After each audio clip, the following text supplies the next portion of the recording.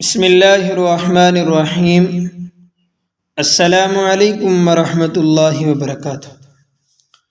Strong voice کے معزز سامعین اور سامعات، آج کی اس نئی ویڈیو پر تشریف لانے پر آپ کو خوش آمدید کہتے ہیں۔ آج کی اس ویڈیو میں ہم بات کرنے والے ہیں ایک زبردست اور غیرت فاروقی سے لبریز واقعے کے بارے میں۔ جب حضرت عمر فاروق رضی اللہ تعالی عنہ شام ہے تو اہل کتاب میں سے ایک آدمی آپ کے پاس آیا اور کہنے لگا، اے امیر المومنین، آپ دیکھ رہے ہیں کہ کسی مسلمان نے میرے ساتھ یہ سلوک کیا ہے۔ وہ زخمی حالت میں تھا اور اس کو زد و کوب کیا گیا تھا۔ حضرت عمر رضی اللہ تعالی عنہ شدید غصے ہوئے اور حضرت صہیب رضی اللہ تعالی عنہ سے کہا کہ جاؤ دیکھو اس کو کس نے مارا ہے۔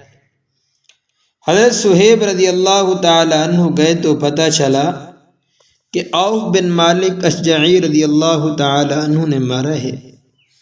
جس وقت حضرت عوف بن مالک رضی اللہ تعالی عنہ حضرت عمر فاروق رضی اللہ تعالی عنہ کے سامنے کھڑے ہوئے تو آپ نے پوچھا کہ تو نے اس کو کیوں مارا ہے، کیا ہوا تھا؟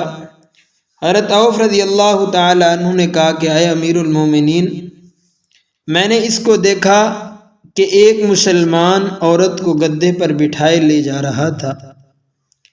اس نے گدھے کو تیز دوڑایا تاکہ وہ گر جائیں، مگر وہ نہ گری تو اس نے اس گدھے کو دھکا دیا، وہ زمین پر گر گئی اور یہ زمین پر منہ کے بل گرا، اس لیے یہ زخمی ہوا۔ حضرت عمر رضی اللہ تعالی عنہ نے ان سے فرمایا کہ اس عورت کو لاؤ، وہ تمہاری بات کی تصدیق کر دے۔ چنانچہ اس عورت کا باپ اور اس کا شوہر آیا اور ان دونوں نے حضرت عوف بن مالک رضی اللہ تعالی عنہ کی تصدیق کر دی۔